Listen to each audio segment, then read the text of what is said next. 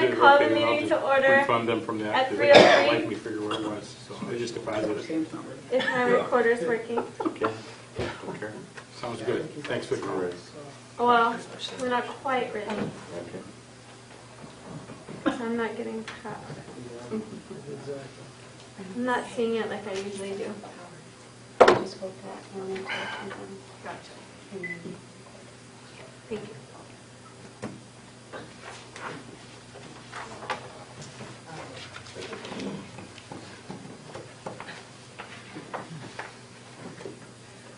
I have to borrow an agenda. I have a You have a copy? packet.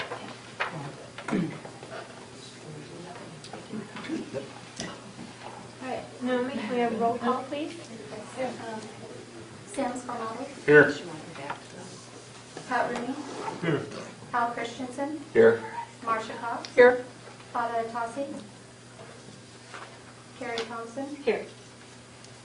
Will you please stand for the Pledge of Allegiance, moment of silence? I pledge Allegiance to the flag of the United States of America and to the republic for which it stands, one nation under God, indivisible, with liberty and justice for all.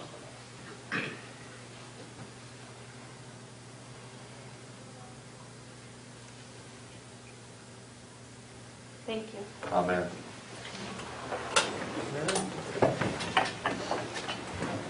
Thank you. Naomi, at this time, did we have any call to the public forum? Jesus, I figured they told it. All right, we will move to discussion on possible action on vision. I will hand that over to ECA. Thank you, Madam Chair, trustees. As I think you're all aware, there were some complaints after the move from Vision Care Direct to United Healthcare's Vision program back in July with respect to the number of providers that were available here in town. As a result of that, ECA was asked to go out and take a look at some alternative options, including moving back to Vision Care Direct in a self-funded manner. We also looked at two other options, IMED through Emeritus and also VSP. We did request that each of them provide us with a plan that mirrored what was currently in place. That's not necessarily what we got. So with the Vision Care Direct plan, they offered a fully insured option with the 12-12-12 benefit schedule. What that means is an exam once a year, frames once a year, and lenses once a year, with a $10 copay for those exams and materials, $130 frame and contact allowance, and they do have 5 providers in Lake Havasu City, 4 in Lake Havasu, 1 in Parker. IMED, this is again the one that's offered through Emeritus. And again, fully insured, same benefit structure, $10 copay for exam and materials, $100 frame benefit, $105 contact allowance. They actually have 10 providers in the area, 6 in Havasu, 2 in Bullhead, 1 in Needles, and 1 in Parker.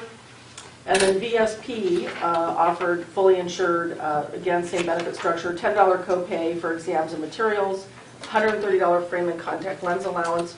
They have 5 providers, 3 in Havasu, 1 in Parker, and 1 in Needles.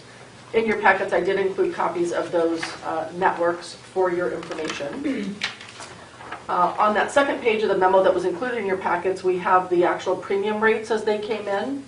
So the first line shows your current rates, which is for the fully insured program through United Healthcare. The other 3 lines are for Vision Care Direct, IMED, and VSP, and those include the funding factor that the actuary projected in order to pay just the claims, in addition to the amount of money that we would have to pay those providers in order to facilitate the claims processing, provide the network, so on and so forth. As you can see in the memo, all of those rates are higher than your current plan with United Healthcare. Because of what we're looking at on the medical RX, it would be our recommendation not to make a change at this time. However, I think it's really up to trustees in terms of what is the benefit of gaining additional providers in your network and paying a little bit more money versus not making a change at this time. I had one question on the current carrier United. Yes. Are these going to be the rates they will hold for next year, or will we be relooking at that January or July 1st? These are the rates for July 1. They are in a, I believe it's a 4 or 5 year rate guarantee actually. Yeah, So, several years. Mhm. Yeah. yeah, so these would be in effect for the 18-19 plan year. Because I know that at the beginning it was running at a loss. Is it kind of evening out or now I would more think so. even? I think it's still probably running a little, slightly at a loss because the funding factors that were projected by the actuary to do a self-funded program were considerably higher. So that was based on the experience provided by United Healthcare. Yeah. In his presentation, though, he did show that it was moving back. was It was leveling starting off to on level, right? Right. That's what I And, remember. but we do have a rate guarantee for a couple of years. That's correct. Okay. And just to clarify, the three that you quoted, those are all self-insured plans, not fully insured. Correct. We did ask for fully insured rates as well. The only one to provide that was VSP, and those rates were considerably higher as well. And I do have that. If you'd like to have that information, I can provide it. No, that's fine. I saw the list of providers on here, but as far as where they can get their glasses and contacts, was United still the only one that would carry Walmart? That Yeah, I is my didn't see understanding, yes. Yeah, I didn't see Walmart on any of them. I saw JCPenney's, but I didn't see Walmart. Right, yes, that's the only one I'm aware of that's carrying Walmart right now.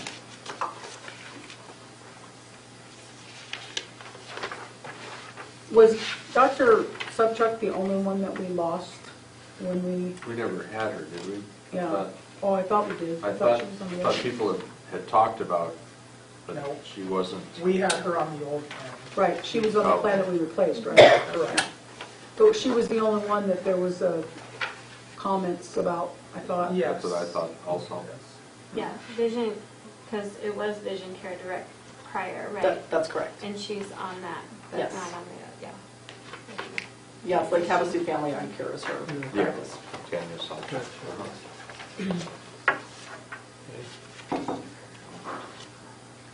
Well, I've noticed some of the billing questions that I was getting earlier on have now leveled out. So I'm assuming that Dr. Adams' office has kind of made his adjustments to being able to work with United, because I haven't gotten anything recently. So I think that's leveling too on that side. I would agree. We haven't heard anything since probably the first month or so that we were on board with you, and we were kind of hearing some grumblings, and we haven't heard anything since. So from the employee level, they like the fact that they can go to Walmart and Penny's, right? Right. The downside was the loss of provider, subject which Right. employees attended, but the upside from many was that we were able to use Walmart. That was a big Because of seller. students and whatnot out of town. I know, personally, Dr. Sobchak has been my doctor for years, and my $800 glasses at Sobchak are considerably less at Walmart. Well, what a lot of people were doing was still purchasing at Walmart anyway. Now Yeah. we can go there and You can go there and get get our your insurance. vision and Yeah, everything else, so, yeah. it's even less expensive, so. I mean, personally, my recommendation would be to stay with United through this rate guarantee, because Is this an action item? We need to vote on this, or is this information? It's an if action we were item making if you want to make a move, change, yeah. right? If we're Yeah, not only if you want to making- make a yeah. change. Right. Okay. I mean, you could make a formal action item not to make a change, but I don't think you need to do that. And Dr. Subchuck has been approached by United Healthcare, is that correct, with a contract? That is what Mr. Totten reported at our last meeting, and he said that they absolutely refused. Yeah. They actually said they did 3 proposals, all 3 were Right. declined.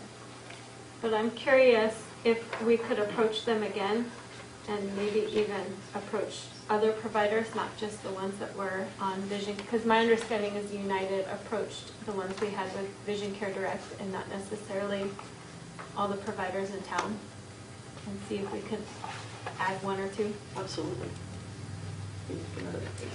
Who, I mean, other than Dr. Adams, Dr. Sobchak, Riverview.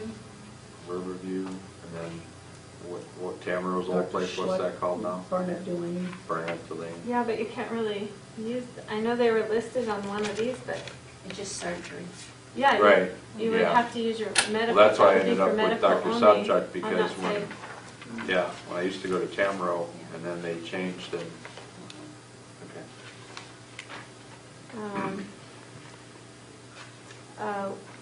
Dr. Someplace I heard for him. Jamie, There's one. so Dr. person Sobchak provider. is, Bergner. the reason she He's Riverview. didn't want He's Riverview. to accept that is I don't because know she's if he too was busy, or contacted is or there not. something That she would just be- doesn't like the He said plan? they or- offered him 3 different contracts. Oh, he. Yeah, I'm guessing needed it's a him money to- issue, but I'm not positive of that, because he Okay. didn't, all Mr. Totten said when he was here was that they had provided them with 3 different options, proposals, if you will, for reimbursements, and that they declined all of them. That they weren't forthcoming in terms of whether it was money or whether it was, they're busy. I know they're busy, that's who I use also. Yes, they are busy.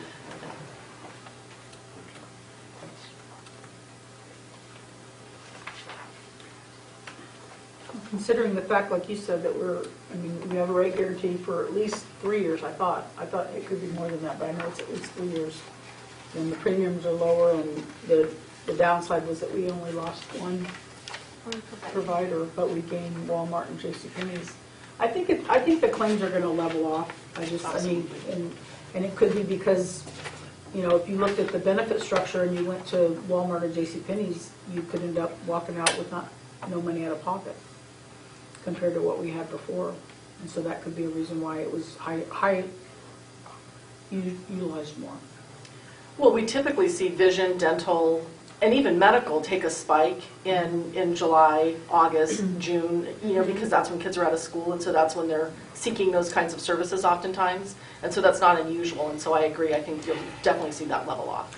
Well, and my other question would be, I know, and I don't know if it's the case now, but when my insurance changes, if they change like the vision plans, if I had just gotten glasses in, one part of the year and it changed in July, I could take advantage of using the new plan in the other part of the year. So that happens sometimes. I don't know if that's the case here, but that could be a reason why it was used more.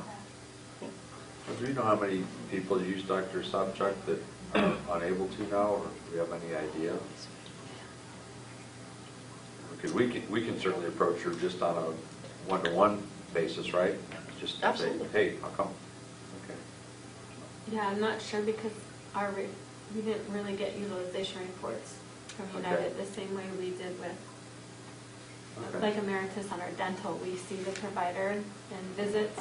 I don't know if that was I've no possible. problem just asking her. Yeah, it'd be nice to know. And I could look back at Vision Care Direct and see if, because he provided me, I can't remember his name, Reed Nelson, I think was his name, provided me with a lot of background information on the prior plan, one of which may have been some utilization information, so if I can find that out, I'll certainly let That's you okay, know. that's okay, don't worry about it. The other thing, if we could get the email, I know that some of these other providers provided other areas that are fairly close, like a Parker and Needles, or if we could get a list there, maybe someone would want to utilize that. And I may have that already. If I don't, we'll get it and Okay. we'll get it out.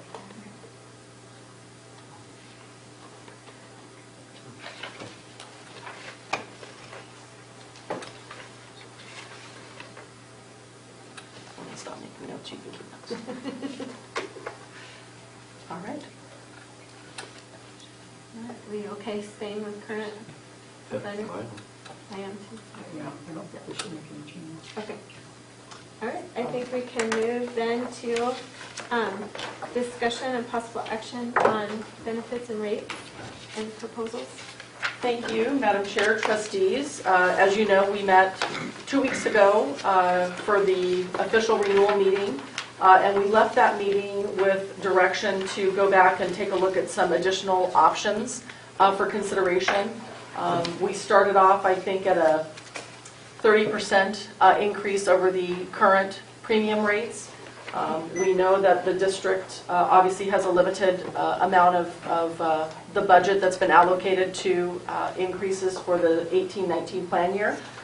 I have attached in your packets a list of some additional items that we have the actuary price, along with the percentage and dollar amounts that relate to that, and Elena will have this up so that we can go through these.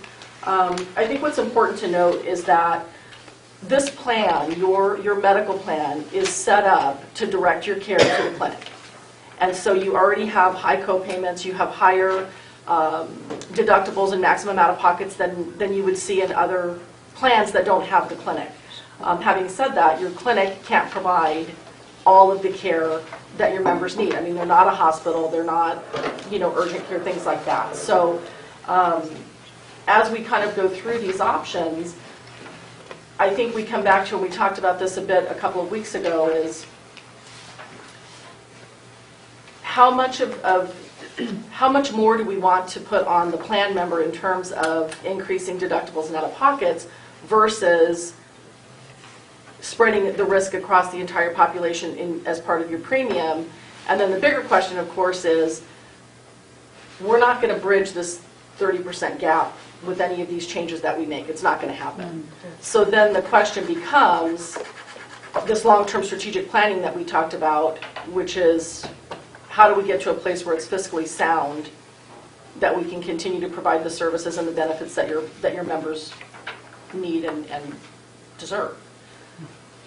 With that, we can talk about the changes that we had Mike Shunning take a look at. And when we left 2 weeks ago, the items that we thought everybody was in agreement with, for lack of a better word, I just had it now, I'm losing it, were to add a copay for services at the clinic, to make that change on your outpatient behavioral mental health in order to comply with mental health parity, to change the non-routine colonoscopies from 100% with no deductible to 80% after deductible. And on the RX side, for the specialty, to add a specialty copayment of 20% up to a maximum dollar value. And I think it's $300 on the gold plan and $600 on the silver plan. So that is what that was our starting point. Or ending point, I guess, however you want to look at it from last time we met. So the additional items that we had, the actuary price, were to increase the deductible. And I'm going to focus primarily on the gold plan because that's where most of your members reside. You do have just a couple on the silver plan, and we'll certainly talk about those, but focus on the gold plan because that's all of your active members. The current deductible is $2,000 for an individual and $4,000 for a family. So we had Mike look at what if we increase that to $2,500, $5,000, or $3,000, $6,000. And if you look at these sheets that were included in your packets, the one that says recommended, and then the funding impact gold, actuarially adjusted. You can see if you look at those top two lines, that saves anywhere from just under 1% for the $2,500, $5,000 option to about just under, a little under 2% if we went to $3,000, $6,000. And again, as we kind of talk about these, if there are some that make sense to you, we can show you how they impact the overall rates. So in accompaniment with that, we looked at increasing the maximum out of pocket. Today it's $6,000 for an individual, $12,000 for a family. We looked at $6,500, $13,000, and $7,000, $14,000. Increasing the urgent care copayment from $55 to $75. Increasing the ER copay from $200 plus deductible and coinsurance to $250 plus deductible and coinsurance, and $300 plus deductible and coinsurance. And these next two are items that I found when I was going through your summary plan document that sort of stood out to me as not the norm in our book of business. One of which is that currently you're covering any minor surgery performed in the physician's office with a copay of $55 with no limitation. Typically, we do see coverage for in-office surgeries, but it's up to a limit, and typically we see $500. So we have him just price that. It's not a huge savings, but something to consider. And then an exclusion for at-home study or at-home sleep studies. Typically, we prefer to see those done in an office setting for myriad reasons. And again, really minor savings on that one.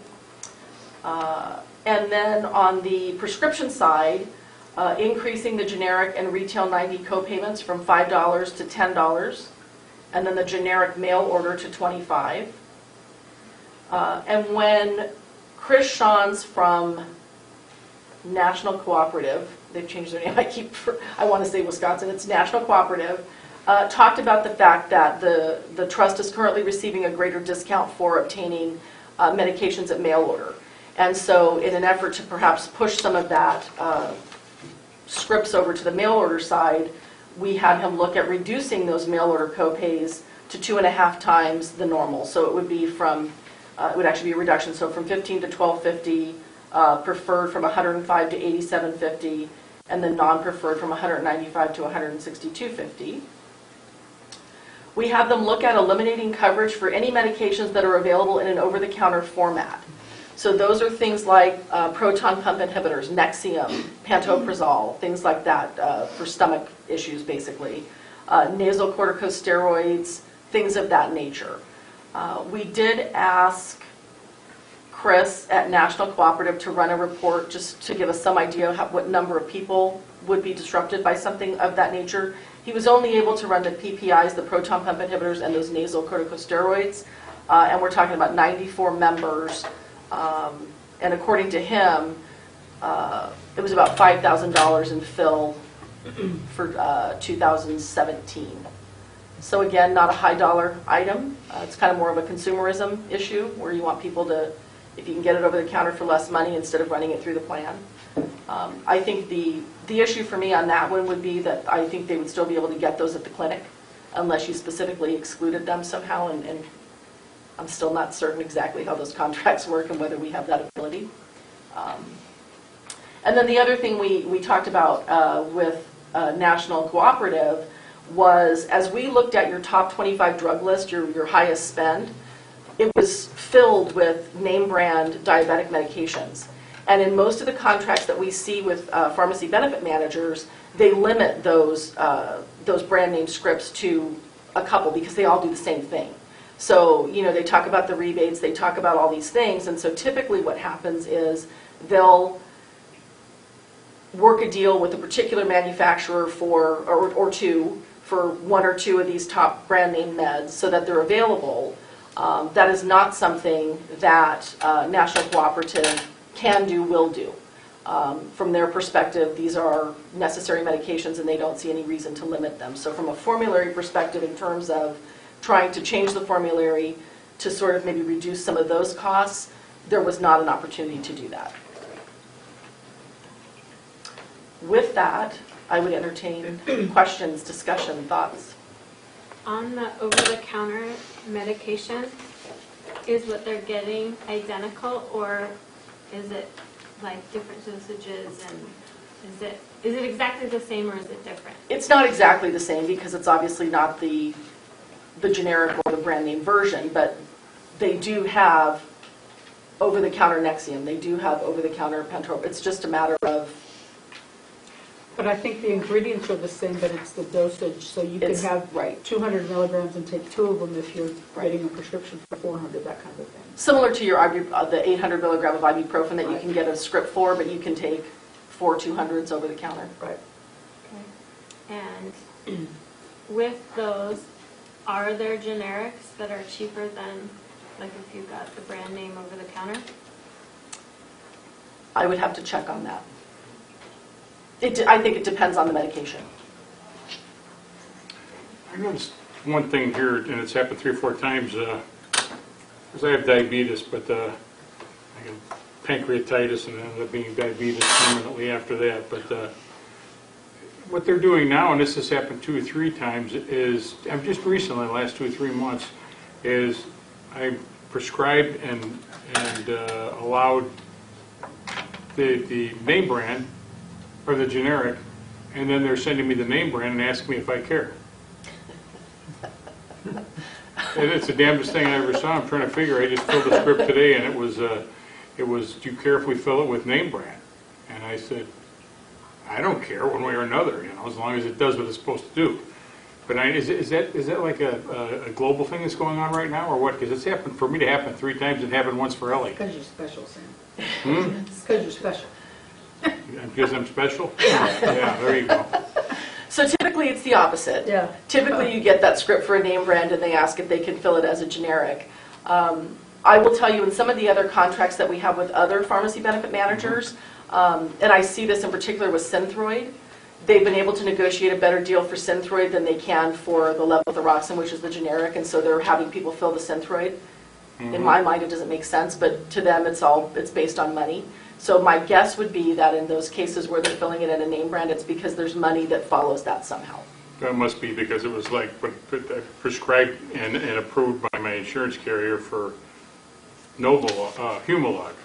That's what they are, and they might care to, or actually Novolog, and they asked me if I would care if they would take it with Humalog, and I fill it with Humalog, and I said, I don't care what's the difference, and they called my diabetic doctor, and he says, we're getting a deal, go ahead, take it. Oh.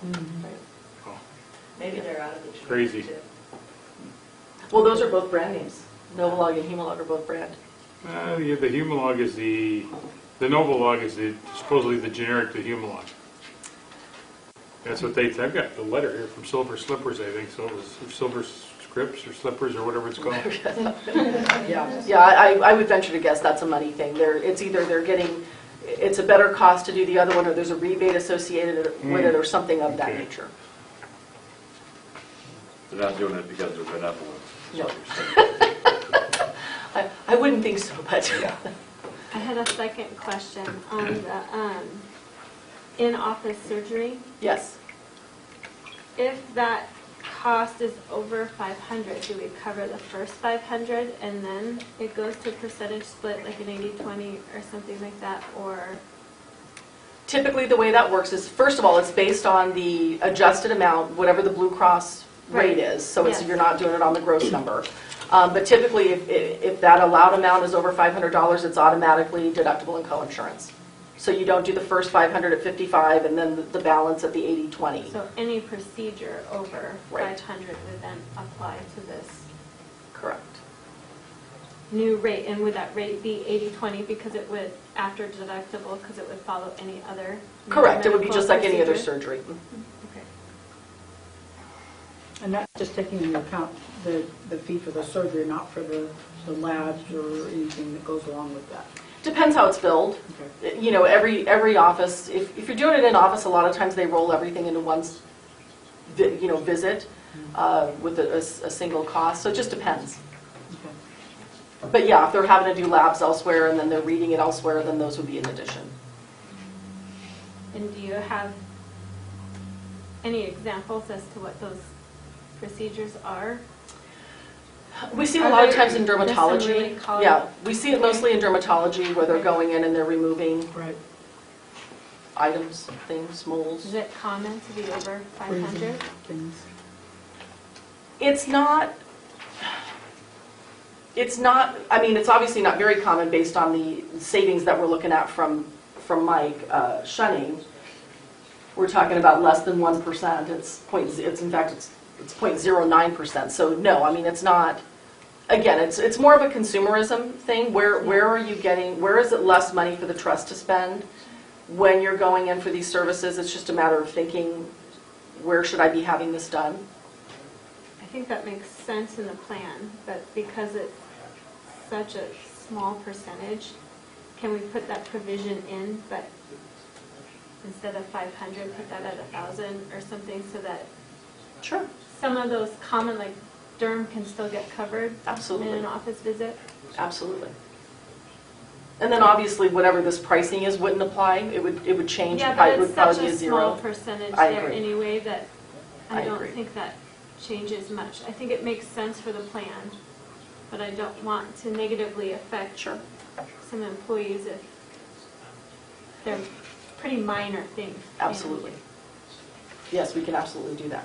Because you're saying right now, the way the plan is today, if I go into a dermatologist or any physician and I have what's considered a surgical procedure, freezing, whatever it is, the copay applies and then the balance is paid at 100%. Absolutely. There's no limitation, correct.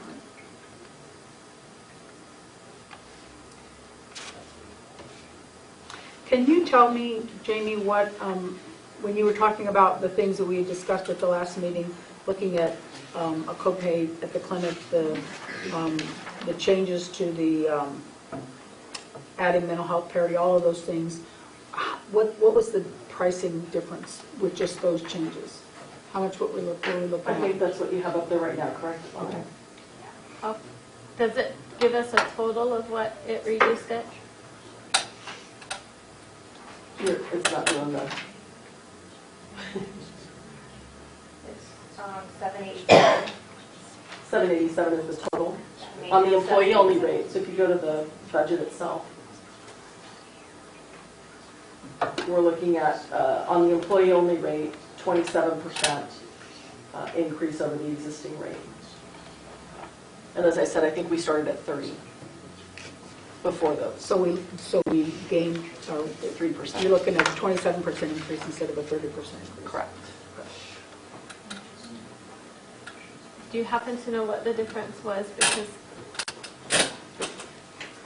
from what I remember in the budget committee, now I know that it was a different place. We were at 28%, so was there a reason that we were at 30 when we started this spreadsheet? Can you just, excellent, thank you.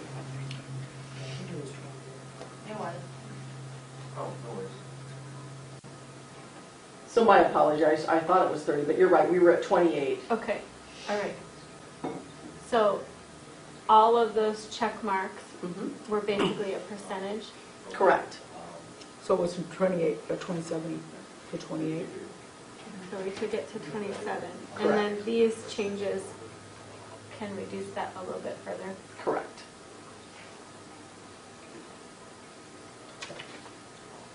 So can we put those changes back on and include the, include a couple other options that are on here? So I can see what the difference would be. Are we making a decision today that, on particular changes? So I just wanted to kind of see a reduction. For me personally, I don't know if this is the group, but Yeah, hop back over. Yes, that's it. okay. So could I see the rate effect if we move deductible to 2,500? Out of pocket to the 6,500. And the generic copay to $10.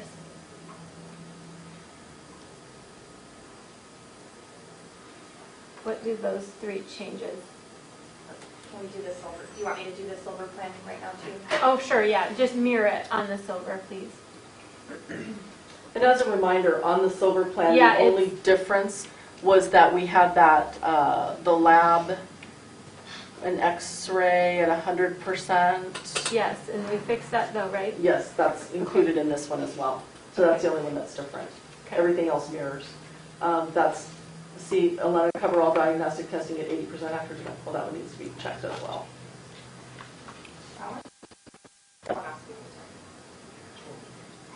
Say it one more time.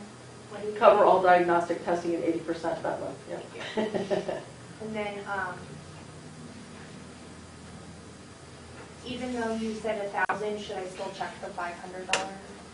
No, because if we go Yeah, 1,000, there'll be no, Let's leave it unchecked, yeah, but let's because just. it'll be, yeah. it'll have no rate impact. Yes.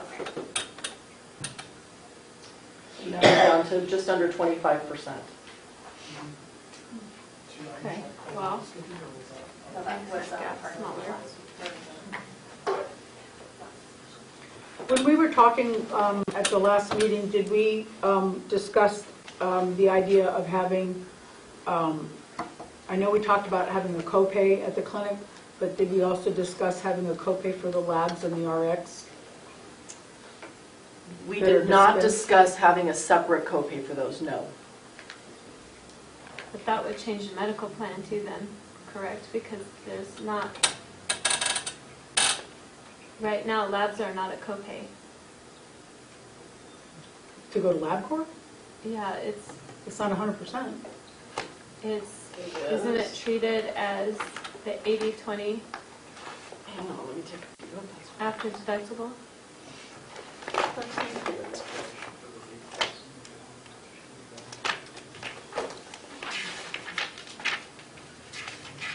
Unless coded as wellness, because I think some are. It is, X-ray and lab are 80% after deductible currently on the medical plan. Unless it's a wellness lab, right? Correct. It's like, And caps then are there's cover no- 100%. There's certain ones that are 100%. Correct.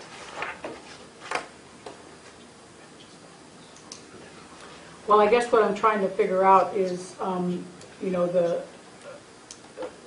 the initial draw and, you know, considering, you know, having the clinic and all of that was to really promote the wellness, you know, part of it. And if we had a copay or a co-insurance amount on the prescriptions and the labs so that it would be closer to what the community costs are.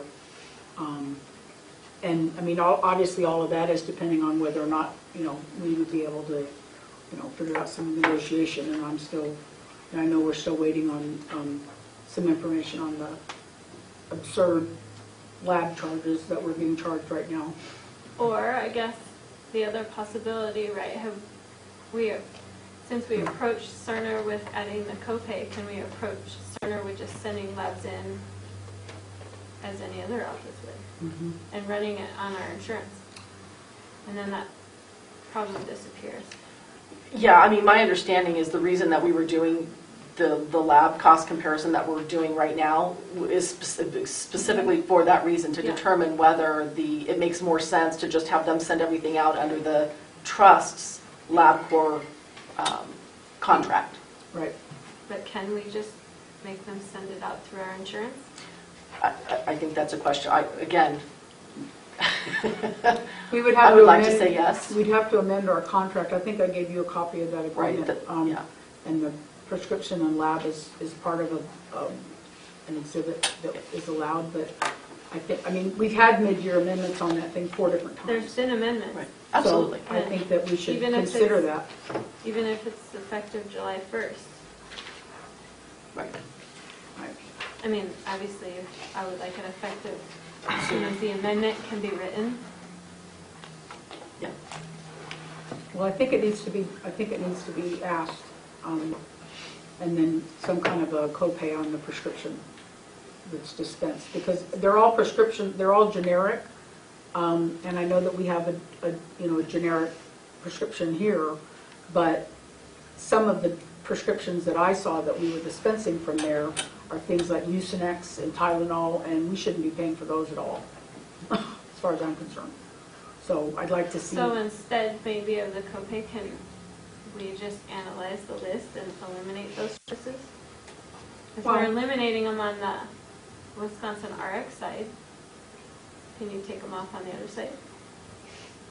Through an amendment, I think you probably could.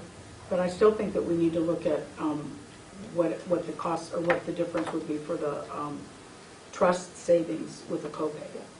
But don't we always have the choice of which ones are carried, don't we? Not according to the agreement that we have with according to, and again, I'm not an attorney, but I've read that thing about 400 times, and if I remember right, they get to choose what generics they dispense, and it's supposed to be a pass-through cost. But Right.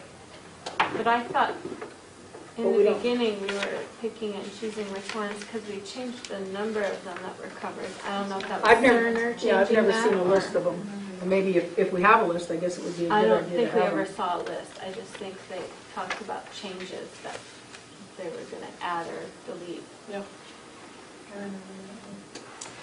Yeah, I've not seen anything, I've not seen a list of any kind in the I've in the not seen a contract. list either. Yeah. I just know that we've discussed changes in the past, so.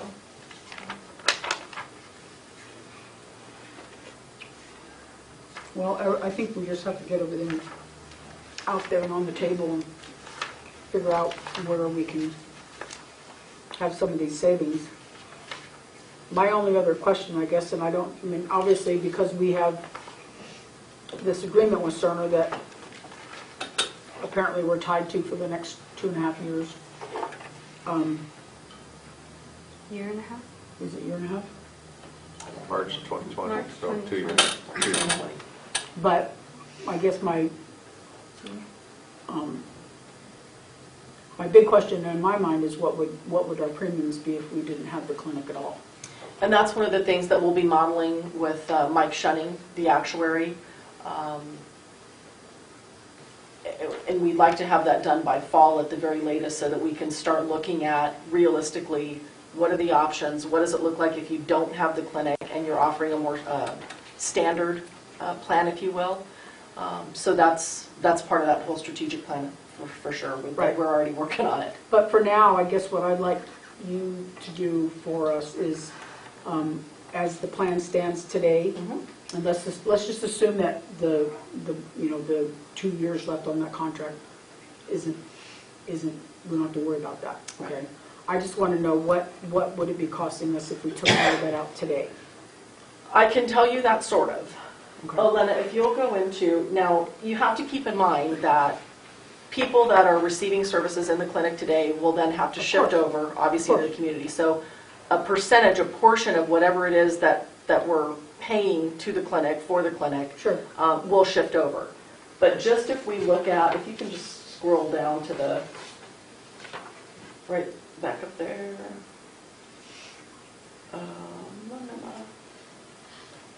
So the Cerner,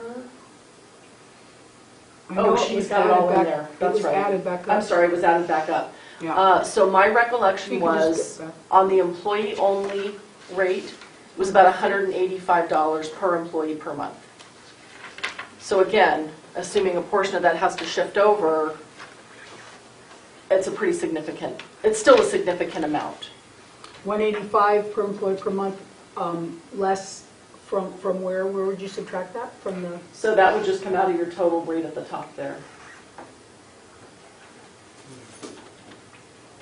of the I 670? thought we saw it the last time, and I just thought it was reported that it was either 106 or 108, so I'm just curious what that difference was. That was a portion of it. So there's the portion that's allocated. We had it allocated initially we had the labs and the RX separated out, and then we had the Cerner management fee separated out, and then we had the Cerner the clinic operating costs, all those other Correct. items. And in fact, I actually might have it right here. Hang on. I have that listed in my meal. I was going to say, I think that's what I have too.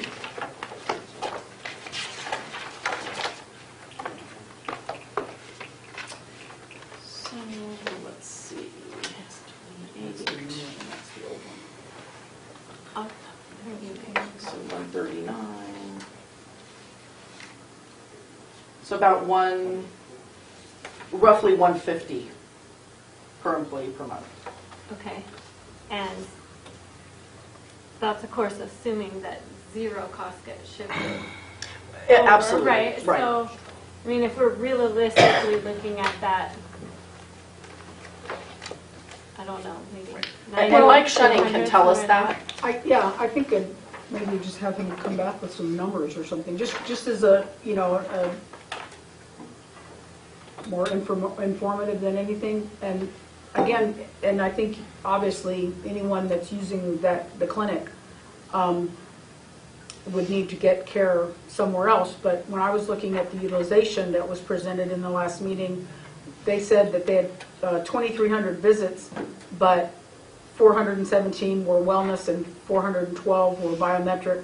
And what we apparently determined from Chrissy being on the call with us was that the 412 biometrics were actually the same visits of the 417. So do you subtract 412 from this 2,364? And then my question was, of the 1,500 other visits, were those 417 in there? And there wasn't any real clear information on that. I think we need to find that out. So in my mind, I'm thinking, well, maybe we don't have 2,300 visits that would have to go out into the community. Maybe there's only 1,000. So it would make a difference, obviously, in Sure. And again, I mean, I'm just looking for numbers in my head on this cost, because even at 24%, I'm having trouble breathing here. You know, Absolutely. so I think it's, you know, we at least need to know. Yeah, and we can absolutely provide that. Mike had given us a breakdown of the factors that he used in his assumptions for the funding factors. And then when we talked about, okay, well, what would that look like real life if you take it, if it doesn't exist, now what does it really look like? And he was in the middle of 3 back-to-back renewal meetings, so he has not been able to get back to us with the actual percentage shift that he would anticipate and what that looks like. Okay. But I know he's got it. I know he's working on And it. then, do you remember, because they had 5.8% of the visits were children, I thought there was a limit on the age. Well, there's no services up to younger than 2. And then there's limited services for immunizations and a few others. I guess I was thinking of being more taking care of kids. But that's it's my primary care for my kids, and it has been for several years. But prior to up to 2, that was OIS. Right.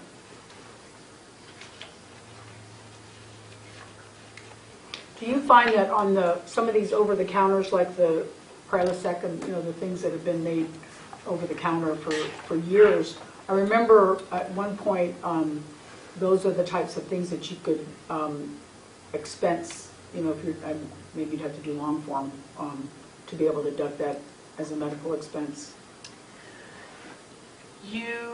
Yeah, I mean, as long as you meet the criteria, your medical expenses have to meet a certain percentage of your adjusted gross income or what have you. But you can also, if you have a script from your doctor for Prilosec, as an example, and over the counter, you can use your flexible spending account to purchase those as well. Right. And do we have people that are using their FSA? I don't think there's very many. How many The flex are we flex? down to? Yeah. How many people use Flex? Not many, maybe 10, 15. Not many. It's a really good And are number. those childcare, or are they? No, I don't think any, maybe No one. childcare anymore? Childcare? Yeah, they're all. What would it look like if we transitioned from a flexible spending to an HRA? An HSA or an HRA? HSA. So for an HSA, you have to offer a high deductible health plan. Okay. Oh, right. Yeah. Okay. But I think those are more attractive to, I mean, they're scary for employees because you have to meet that full deductible before you can, before the insurance kicks in. But that's their money. It can never be taken away. There's no use it or lose it. You know, they sell them as a retirement vehicle, quite frankly, because you can bank that money. And Right. so I think we have more success with HSAs than FSAs. I think people just get so scared about losing Right. that money. But you know, that's education too. I mean, FSAs are a fantastic benefit. Mm-hmm. I don't know why everybody doesn't have one. What's the minimum for a high deductible health plan? The minimum The deductible, is it $5,000? 13. I just looked this up because I had to do it for my other account. $1,350 is the individual and Deductible? yeah. Probably at like $3,000. So we That'd be a technically have $10,000 one. difference. We technically We have do, one. except for the clinic, because you have to Well- factor in that there's no.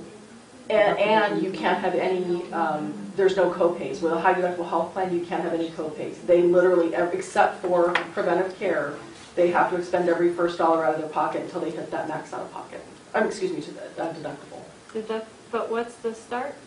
$1,350 is the minimum individual deductible for 13, 2018. right? 1350. 1350. Yeah. Yes. We're at 2,500. 25. Or we're at 2,000 right now, so that's another 10 or 11,000 out of pocket before that kicks in. Right? No. Another $1,000 out of the pocket. No. Is it 13,000 or? No, $1,350. Oh, that's No, what no, I was asking. 1,350. I was like 13,000. No. Yeah, no. Okay. So 13. 50. So we already surpassed that. It's We're already just we have- over it. we have Right. It's some- just structure We of have it. some copays or. Right, right. And there's ways that you can structure a high deductible, Right. which I find easier, quite frankly. If you make that deductible a little bit higher, then you can have your maximum out-of-pocket be the same number. So literally, once they hit that, everything's paid at 100%, which is, it's easier to understand than, oh, I met my $1,350, now it's 80% until I hit $3,250 on my max out-of-pocket or something. So Right. there's a lot of ways you can structure it that I think make Don't it you have, really this appealing. is something you gave us last time, and I think there was La Paz County, there's a couple of them on here that have high deductible plans. Yeah. And, I mean, I guess, I think I would like to see what that costs. I mean, if it would be that much of a savings, I mean, and what it would mean to out of pocket for the employee. Are you wanting that for 7/1? Pricing on that for Yeah. 7/1? I think so, yeah. Because aren't there also some plans with high deductible plans where the employer would subsidize a percentage of that or something, or? Yeah, what we would typically recommend is that would become your base plan.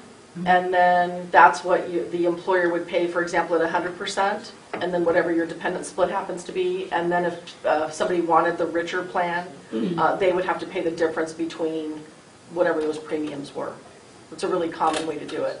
And then we always suggest, and again, I mean, I know we're working with limited funds here, but seeding the health savings account Right. so that people aren't as nervous about going into that plan. And what have you recommended in the past for seeding the health No, savings account? no more than 50% of the deductible, because you want that utilization to be, again, we're talking about consumerism, you want Right. people to think about using that plan. It's not like the PPO where it's just kind of, oh, it's $55, who cares?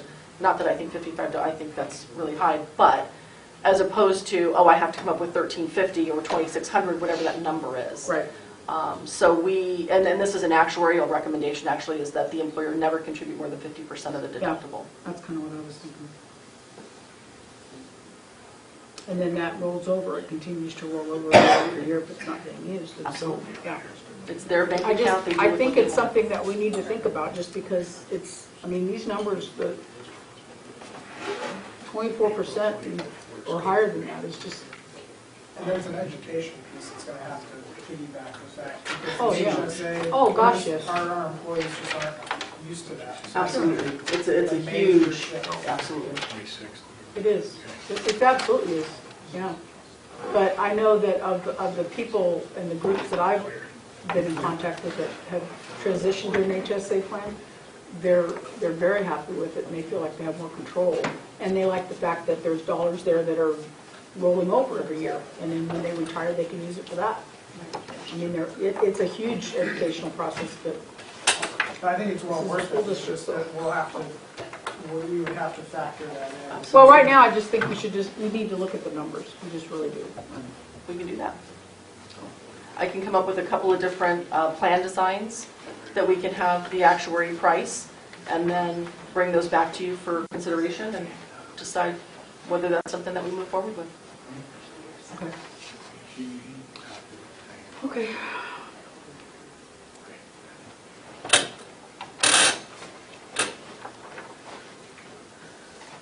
Can I just speak up though too, just from the Absolutely. budgeting side of that? Trying to transition by July 1 from my office standpoint would be really difficult, just because we're gonna have to put some things in place, finalize these numbers, and Right then now. Sure. cut benefits loose with getting things ready for the next fiscal year. So if we're not gonna act on this till somewhere closer to July, I'm just afraid that we wouldn't be prepared by July 1 to make these major changes. So I think we should definitely entertain it and get numbers there so we can consider that for the future, but we're getting awfully close to having to transition into fiscal year 19. And I just don't know if we're going to be able to do that last minute. If this comes back and it's the greatest thing ever, I'd love to jump on it more than anything, but I just don't know from a preparation standpoint Sure. if we would be able to make that July 1. Oh, I agree with that. I Process. understand that, yeah. But I would be. But what if you, and I think that's a good point, but I guess one of my questions is if this was something that was just a really fantastic, great idea, couldn't we make a mid-year change as of January and then roll that into like an 18-month? So that we could, because I know that our Yes. plans are effective July 1 to match with the fiscal year, right? Correct, yes. You could do a long plan year, an 18-month plan year. We've done that. You could do a short plan year, conversely, make it a 6-month so that you then realign. You definitely want to get it aligned. But we do have the clinic issue to consider as well. Because as you pointed out, Right. you can't provide any free services other than preventive. So we Right. would have to craft that into the, those folks who elected high deductible would not probably be able to use the clinic. So we'll have to think about that piece as well, Okay. except for preventive services. John, did you have a question? Not, I think for our purposes today, because we're starting to talk long-term, and I think from a governing board perspective, what we really need to do, and Mr. Murray, I think we got 10% was what our initial thought was on budget. I'm hearing that with some adjustments to the plan, we can get another 1 or 2% out of this. I think what we've got to do is we've got to find the comfort number for the district for the next year, and then take a step back and look at this thing holistically with a much longer run at it than a month or two. It's going to be a very bitter and tough pill to swallow, because really what we're paying for right now is we're paying for the lack of funding for the sins, if you will, of the past. And so I think we have to develop plan options. I think that if we could find a way to work our way a little tighter with Cerner to relieve some of our other costs, or remove the center altogether to relieve some of our costs, I think that this will become a much shorter yardstick to come across. I really think that, you know, we're talking about $1 million to $1.2 million in savings. I think just doing some dumb, stupid numbers on top of my head, I think we're going to recover probably about half of that, and we're going to have to find a way to get the other half of that in some manner, way, shape, or form to get ourselves whole and fully funded on a plan. But I think that we've got to build a bridge in the short term. I would agree with all of that. Well, and again, I mean, based on the meeting that we had 2 weeks ago, there are things that kind of hit us upside the head, like our reinsurance doesn't cover the prescriptions. I mean, there's things that we're going to have to, you know, we're going to have to pay for because of omission in the past, and that wasn't something we were looking at, you know, to cover with that 10% increase. It was never going to, I mean, my humble opinion is that the 10%, that was never going to happen. It was never going to be just 10% increase. It just, you know, but I guess it was a good place to start. All right, well.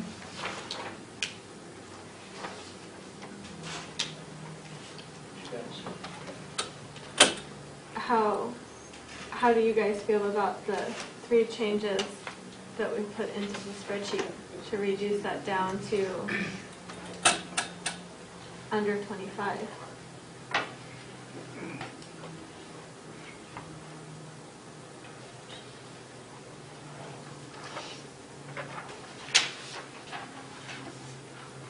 I mean, the changes were a $500 difference to deductible,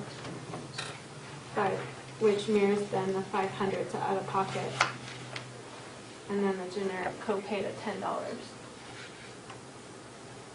Those, to me, seem like the only ones that have enough of an effect on the rate.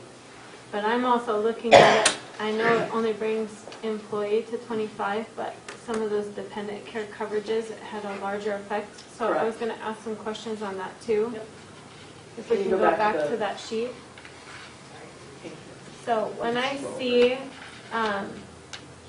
see employee and spouse at 19%, what does that mean? Because when I pay dependent coverage, I don't. So this doesn't take into account any employer-employee split. This is just the gross premium rate. So the 19% is the increase over the rate that's in effect today versus what we're saying is needed for the 18-19 plan year. So it doesn't, again, take into account any whatever dollars that the employer is paying toward that But when cost. I see that column, let me define the column. Mhm. The employee plus spouse, and I see that 1301.71. Is that the? That includes the employee amount of $756, so that's just a gross number, so it doesn't take into account the portion that's attributable to the employee. So anywhere does it show the change, the percentage change for the coverages specific to what an employee is going to be paying? No, but we can do that for you. I think we have all of the data from Sherry on the amounts that the district is, yeah, we can do that. Because we're still subsidizing that difference in the dependent premium from a year ago, 2 years ago, whatever it was. Now, when I see employee plus spouse up there right now, would that be a reduction to the spouse premium? Because I think they're pretty equivalent, and if you double the 756, it's quite a bit higher. So I'm wondering, I mean, are employees seeing a reduction according to how these are actuarially adjusted? So the spouse number, if you take out the employee-only rate, is 544.87. Yeah, and right now, She's way ahead. She's 2 columns I ahead. don't even know why I'm over. okay, and right now, isn't that a lot higher? I would have to It's pull, I don't have significantly the, higher, right? So maybe that the way the dependent care premiums were presented to us was not quite the reality to the employee. Like I was looking at it as they were going to see a 19% increase versus, right. Yeah, we're just talking gross numbers here. Like I said, this doesn't take into account the shares, it doesn't take into account it doesn't pull out the employee-only factor. This is just what those premiums are.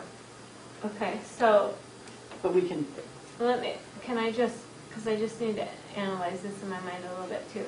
So the children cost is actually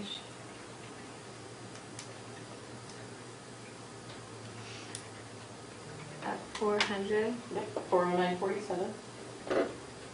That's the one child. roughly. That's the employee plus one. Oh, And then the children, if there's multiple, is 722.36. And then that family rate is 1152.66. That's the employee's cost? That would Or be that's just the cost for the that's family the portion. dependent cost, Right. and excluding the employee premium. Correct. And I apologize, I don't have the current breakdown of what that is today in front of me.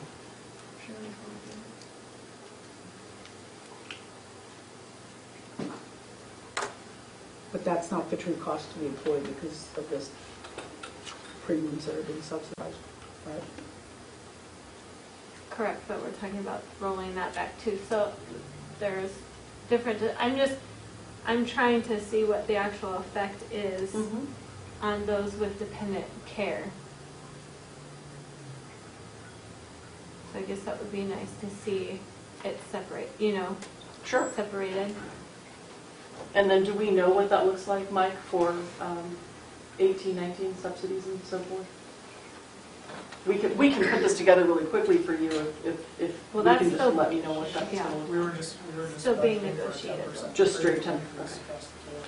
like. Okay, on all the tiers. And then we're going to transition 10% of the subsidy, the district subsidy, back to the employee. But I believe, I think actually we were entertaining that, we were entertaining a 5% transition from what the district is supplementing back to the employee. So we can work both, that would be fine. We have it on the spreadsheet as well. Okay. In a column. Mm-hmm. This would be monthly.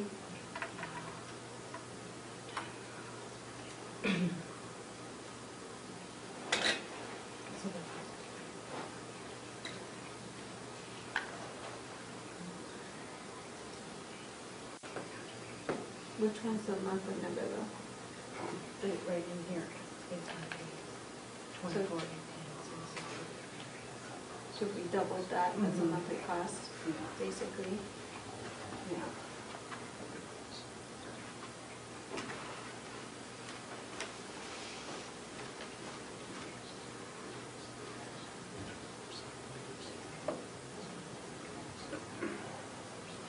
So the first one is the spouse.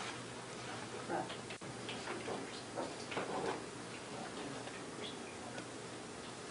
Oh, this is at, okay. We would need to calculate it because this is after subsidy. Yeah, we can put that together for you. Okay. We can get it to you tomorrow. Okay. And then we'll work on the model that that Mike just described to show you what that looks like in terms of employee impact. I want to say with the 10% premium increase, just trying to load the PowerPoint, and shifting 5% back to the employees, like 1,600 would be the increase, annual increase, somewhere in that area. 1,600 to the employee For family coverage. for family? 1,600 annually. Annually. So that's actually not, Right. So 100. it's not as horrendous as when you look at it that way. Increasing the premium by 10%, this is for dependent care coverage. Increasing it by 10% and shifting 5% of the district's contribution back to the employee would be about a $1,600 increase per year. But if we're looking at roughly a 25% increase, that's going to go up, right? What's that? That was factoring only a 10% increase, right? That was factoring a 10% premium increase and shifting 5% of what Right. the district is paying back to the employer. It's almost like a 15%. So if we're looking at a 25% premium increase, That number's going to be much higher. you know, Yeah, but I don't think we're going to be able to cross Right. over that bridge this year. We're trying to do like a 2-year strategic plan Right. for that to make up for that 25%. Right. The district doesn't have the funds available to fund a 26% increase. And so that's what we were talking about, is there's going to Right. be a gap regardless. If it's 10%, it's 10%. We need the board to adopt an actuarially correct rate regardless of what the district Yes, is going to yes. fund and regardless of what the employees are paying and so forth, for your COBRA folks in particular. And then again, that's when the strategic plan comes into place, because then we have to figure out how do we bridge that gap. And as you said, over 2 years, if we're doing 10% this year or 15, whatever that's going to look like, now we start the modeling of what does it look like without the clinic? What if we add a high deductible? What if we do all of these things? This is what it starts to look like, and this is how we can plan for the future.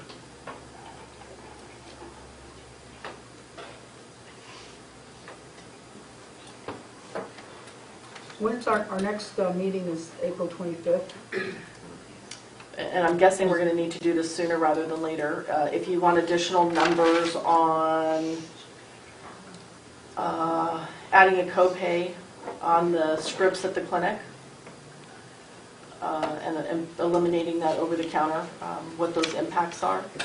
I think I can get that pretty quickly back from Mike Shunny. But as far as these changes go, we should determine Sure. what we're comfortable with now so Absolutely. that the budget committee can.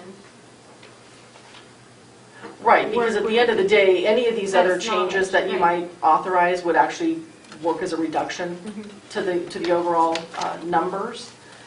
So the board could hold off adopting an actuarially correct rate until we've done that piece of it, because it's not going to impact, well, no, it's not going to impact because we know it's 10%. So we can do that.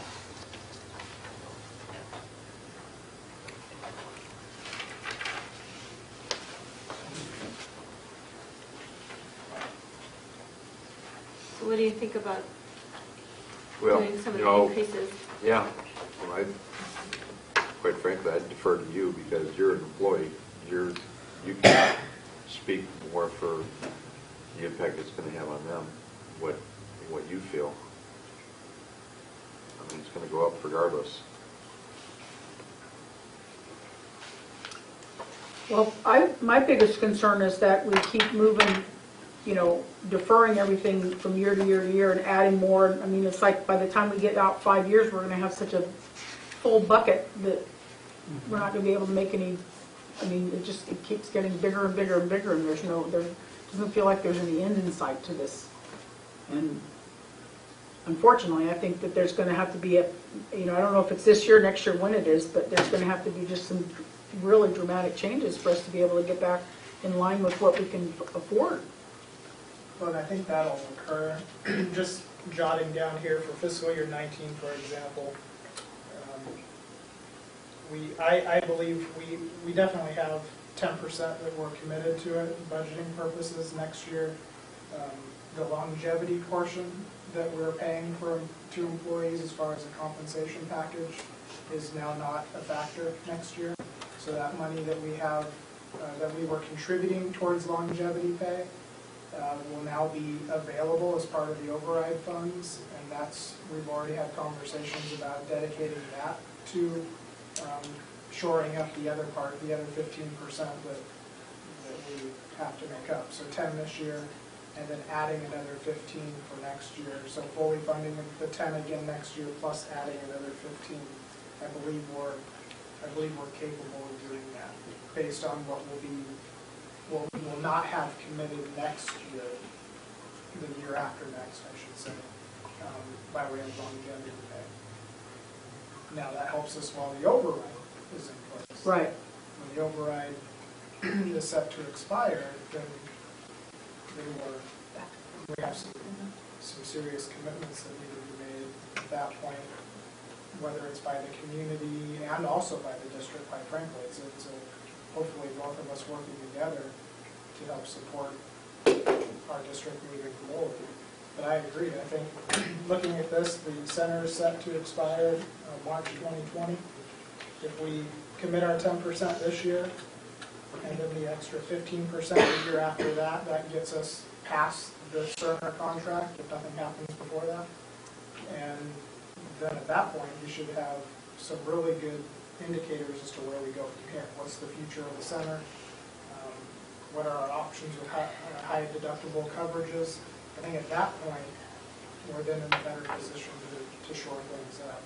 But from the district standpoint, I believe we have a 2-year plan to address the 25% increase as things are currently in place, center and everything.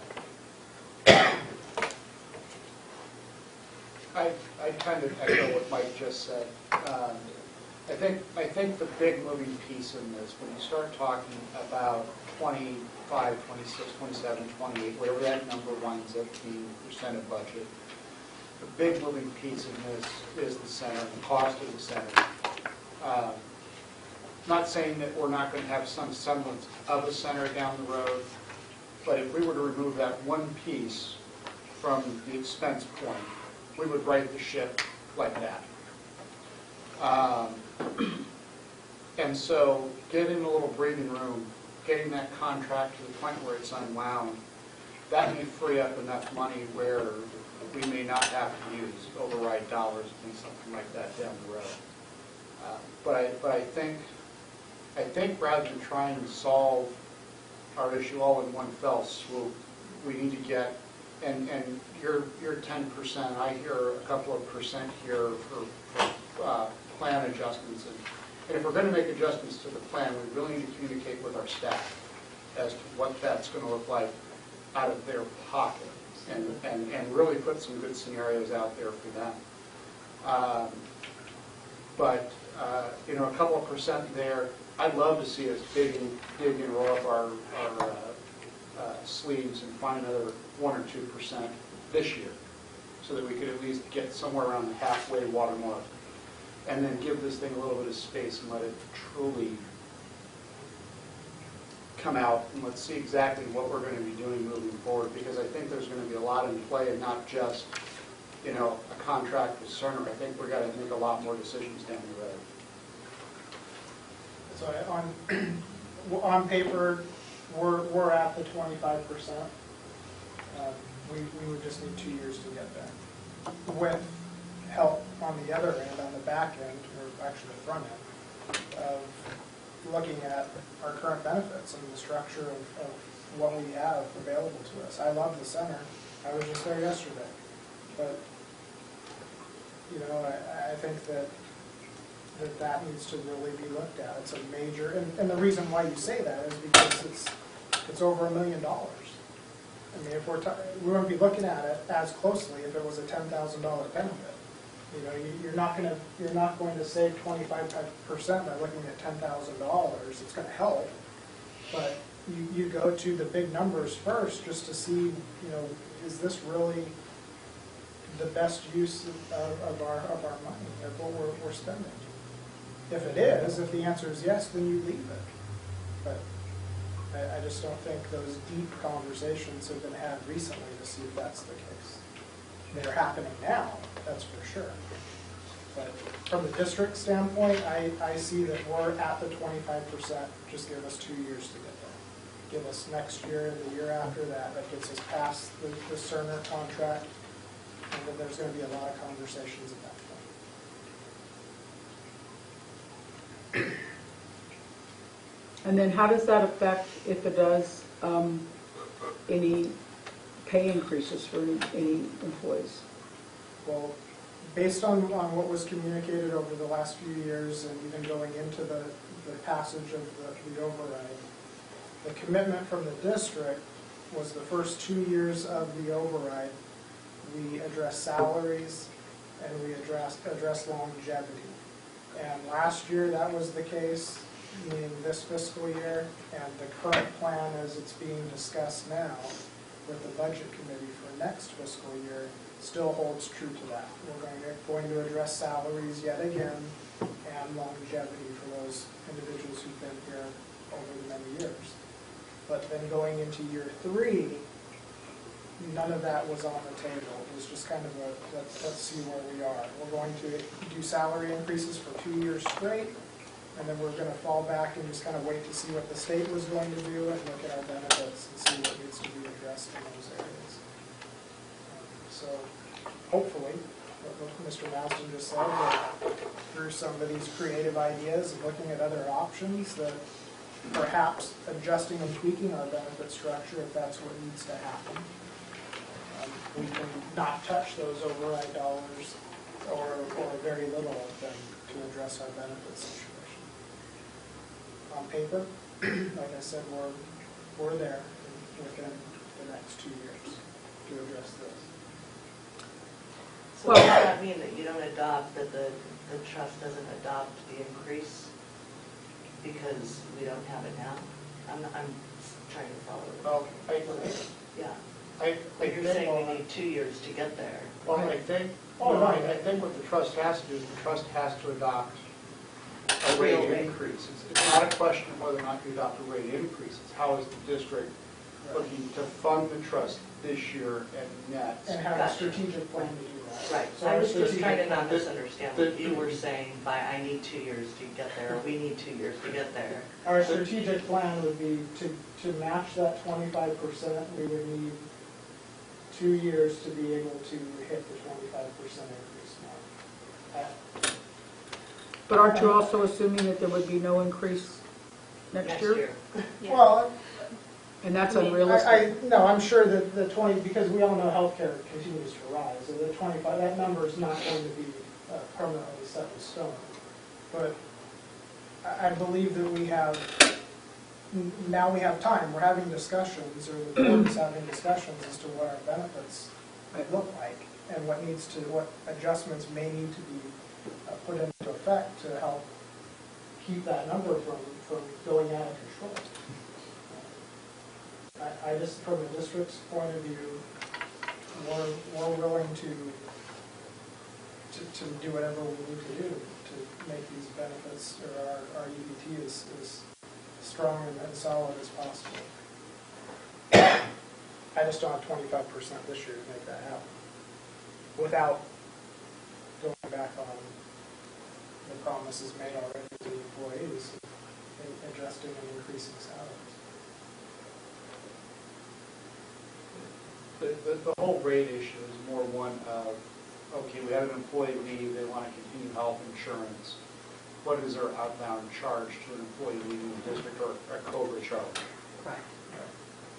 Right, because you don't want to subsidize those folks the same way you would somebody who's actively at work.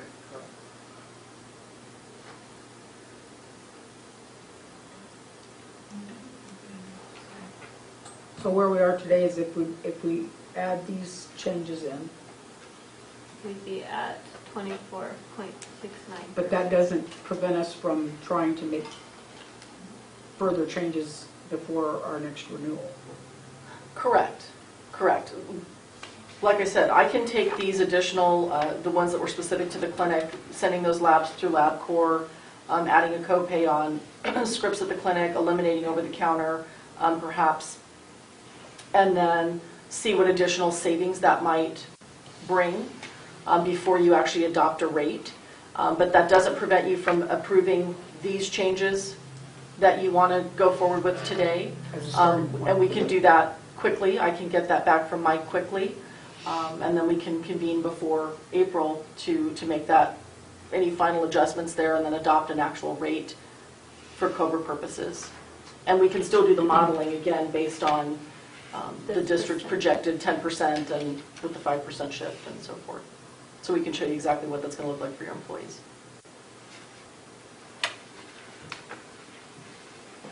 Well, as long as our hands aren't tied for making any other changes, I guess, we have to start with something. Adopt these today. What do you think?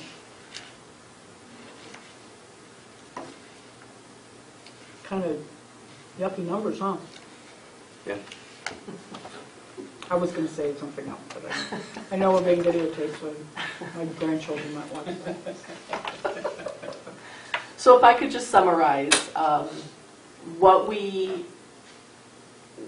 have in the current numbers for benefit changes right now on the gold plan are to add a copayment for services at the clinic of $20, to change the outpatient behavioral health, mental health, substance use services from 80% after deductible to a $55 copay, so it's the same as your physician office visits. To change the non-routine colonoscopies from 100% with no deductible to 80% after deductible.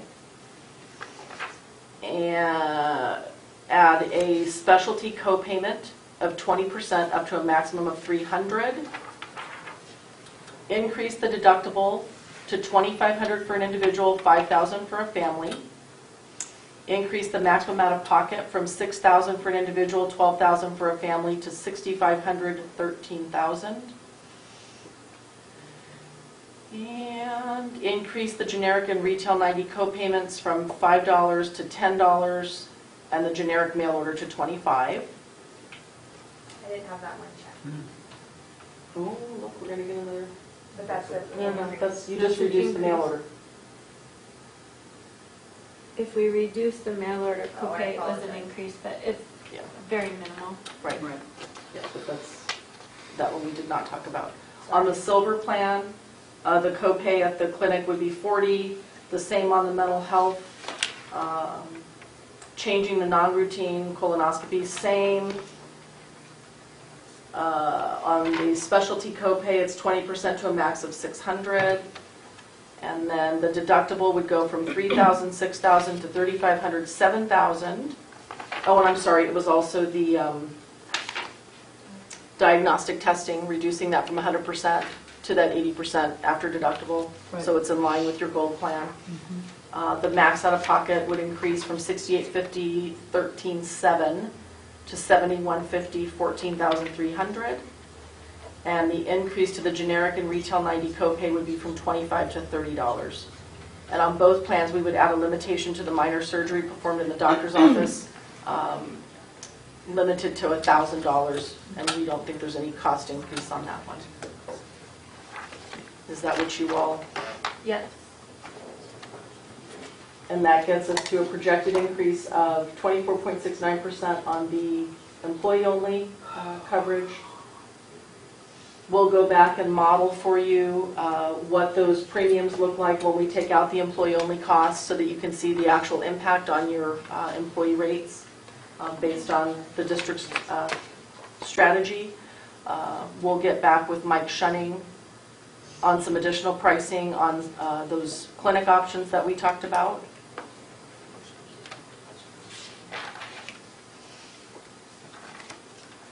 I think that's what I have written down. Can I have a motion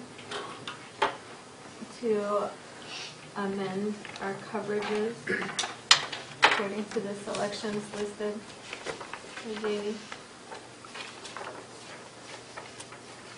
So moved. Second.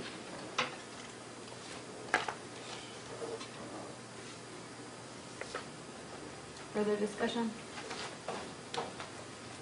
Call for vote? Sam Scarlino. Hal. Yes. Marcia Cox. Yes. Carrie Thompson. Yes.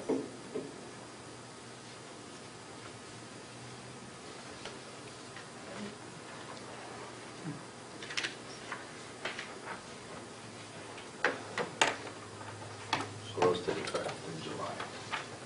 Correct. Those would, Unless we make any other July. changes.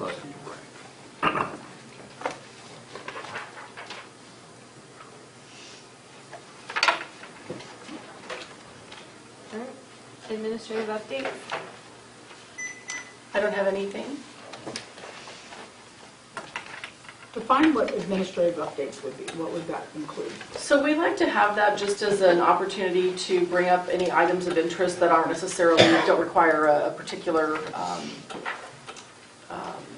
agenda item. They're just really report, just kind of like a chairman's report, I guess would be similar to something like that.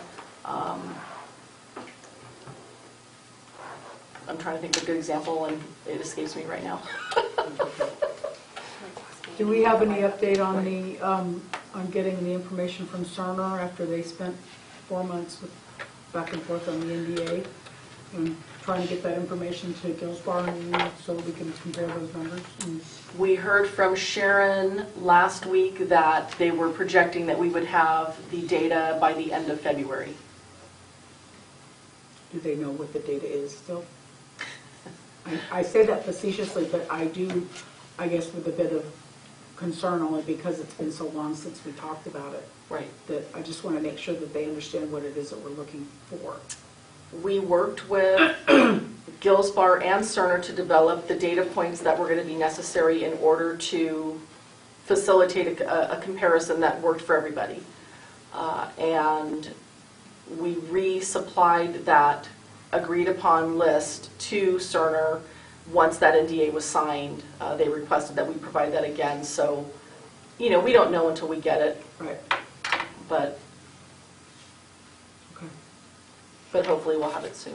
And so will we be checking with them to see if they're going to be able to meet that commitment to get that to us by the end of February? If I'm not mistaken, Aaron had a call, do you know if that happened on Monday? I do not.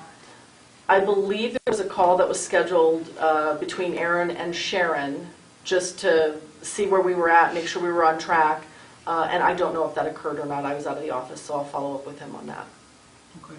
And then I guess from that point, what that means to me is that they have until the end of February to get all that information, and then we need time to have that all put together. Correct. So do we have a timeline on that as far as being able to bring that information to the board and review it and discuss it? And I don't. End of March or? I certainly hope so. Once we get it, we'll send it immediately to Gillsbar, and hopefully they'll get that processed quickly. They know that the board is waiting on it eagerly.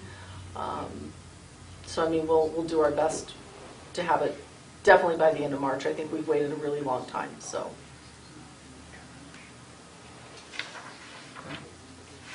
Those are great administrative updates, by the way. It's not just on our side. This is also for board members to ask any questions of any sort of outstanding items as well. Nicole? I'm just curious on the information that you're waiting on from Cerner. Is there any recourse if they don't get it to you by the end of February?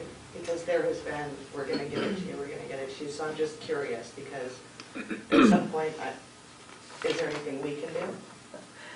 Can we withhold payment? So it's next a question. I think that would have to go to legal counsel. Contractually, I don't know that they're obligated to provide it, so I don't know what the recourse is. Fingers crossed we'll have it. Well, one thing I think that we should look into, and maybe you and Aaron can figure out who needs to look at that. I gave you a copy of that Cerner agreement again. There are parts of that agreement that stipulate that they receive some kind of a quarterly incentive bit, depending on what, their asks are from us. So there's we have to have a 98% or higher satisfaction rate in order to get this performance guarantees. $2,000 whatever. One in particular, and I know it's 6 years old now, but I guess I'd still like to find out, because no one's ever answered this question, is that we were to pay them, the amounts in there, it seems like it was $8,000 or something, for the clinic to open on time, which was April 1st, and it didn't open on April 1st. I guess I'd just like to know if that was paid, that incentive. But my point is, back to what Nicole said, is I thought that there were some stipulations in that agreement that allowed us to hold them to certain deadlines.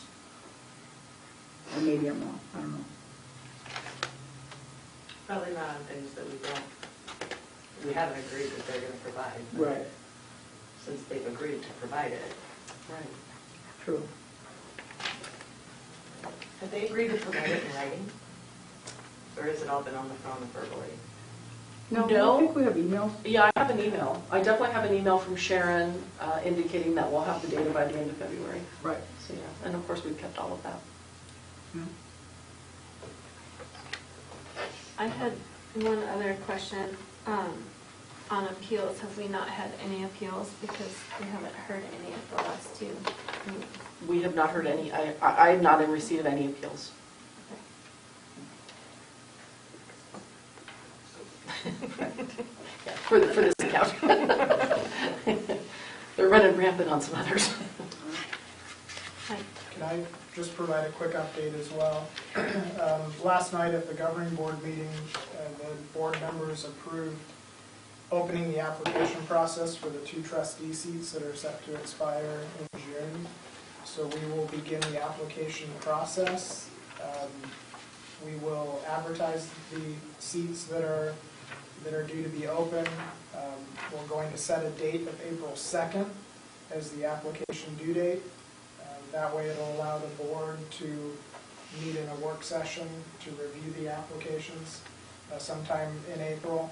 And then at the May governing board meeting, we'll put that on as an agenda item to appoint those individuals that they select. So I just wanted to keep you in the loop as trustees that process is about to begin.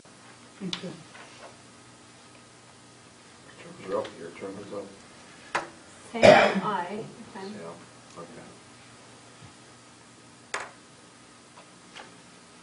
Anything else you want to see? Was there anything in the minutes that needed to be addressed? No. Just, Aaron, I talked to him last time, he's going to take care of that for the next meeting, I think, so. Okay.